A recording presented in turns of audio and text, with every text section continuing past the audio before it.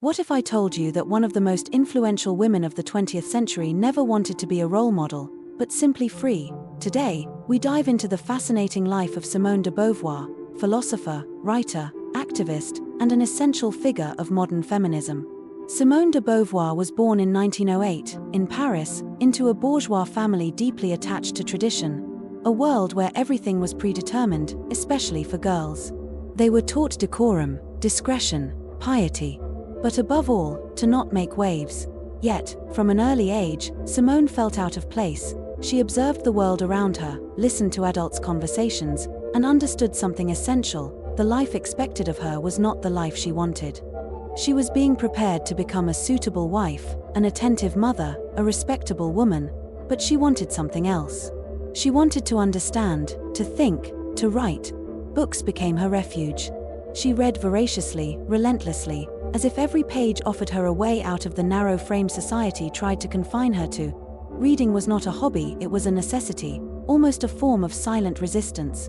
Very young, Simone made a radical decision, especially for a girl of her social class and era.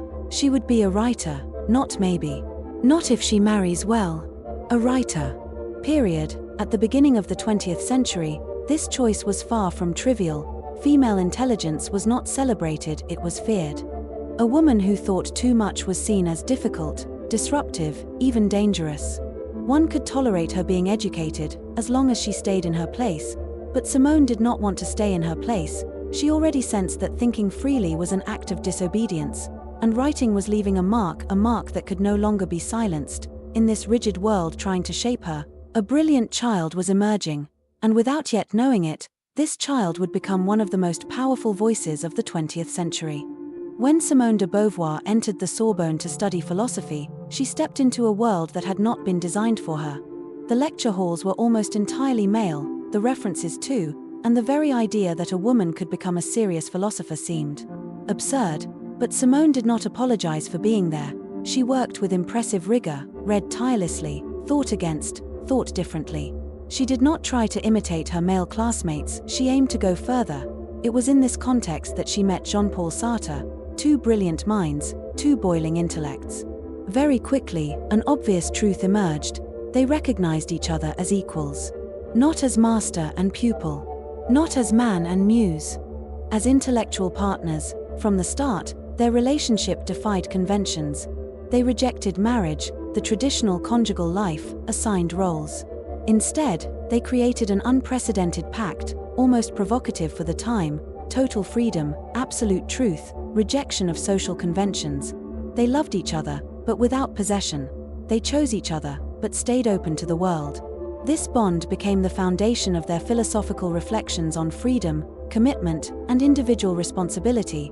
In 1930s France, it was scandalous. A woman who did not marry, who thought, who taught, who chose her romantic life, this was multiple transgressions. Simone shocked, disturbed, sometimes fascinated, but never backed down. For her, this relationship was not a social provocation, it was an intimate revolution. Living proof that another way of loving, thinking, and living was possible. And it was within this hard-won freedom, sometimes at the cost of solitude and social judgment, that Simone de Beauvoir began to fully become herself.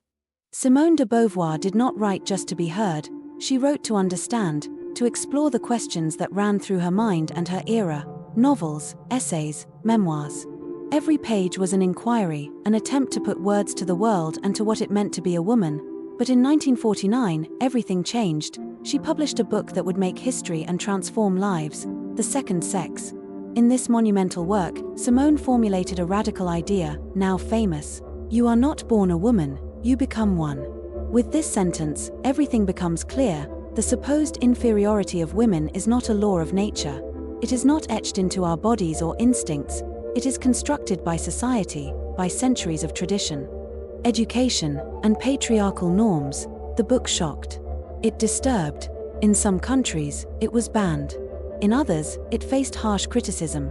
But gradually, it became what could be called a cornerstone of global feminism. Women, for the first time, recognized themselves, understood themselves, liberated themselves, and men too began questioning the rules they had thought unchangeable. For Simone, writing was never a neutral act, It was an intellectual and social fight, a weapon against injustice. With The Second Sex, she turned literature into a manifesto and philosophy into action. And this is how Simone de Beauvoir established herself not only as a writer and philosopher but as a major figure in the fight for gender equality. Simone de Beauvoir always advocated freedom to think, freedom to love, freedom to choose one's life. But this quest for freedom often sparked controversy.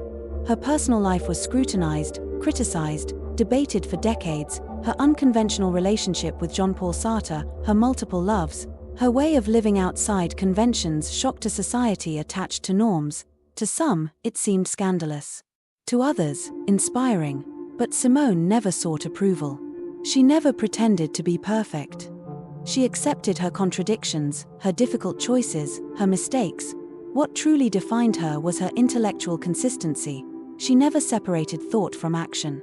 Her ideas about freedom, equality, and autonomy were put into practice even when uncomfortable, even when deemed immoral or provocative. Living according to one's ideas, even if the world looks at you askance, this is where Simone de Beauvoir's courage lay. She shows us that being free is not always simple, that thinking freely involves taking risks, accepting judgment, and sometimes choosing solitude. Yet this fidelity to her convictions made her a timeless icon, a voice that continues to inspire those who refuse to be confined by norms. Simone de Beauvoir passed away in 1986 in Paris, but her influence far exceeds her lifetime. She left behind a vast legacy that continues to resonate in every debate on equality, gender, and women's freedom. Her work did not merely theorize feminism, it transformed it. She showed that social injustices were not natural and could be challenged, that women could, and should, claim their place in the world not by conforming to expectations, but by following their own reason, their own desire. Simone de Beauvoir did not just write books, she opened a door to intellectual and personal freedom. And behind that door, millions of women and men have passed since, inspired by her thought, courage, and clarity. Even today, when we talk about women's rights, equality, or life choices, her voice resonates. She reminds us that freedom is never given, it must be fought for and fully lived, even with its contradictions. Simone de Beauvoir is no longer here, but her ideas continue to walk with us, changing the world, one mind at a time. Simone de Beauvoir is the story of a woman who refused imposed roles, who turned her thinking into a weapon, and who proved that writing, thinking, and living freely could change the world. If you enjoyed this video, don't forget to leave a thumbs up, subscribe to my channel, and share your thoughts in the comments. I'll see you next time for more exciting discoveries.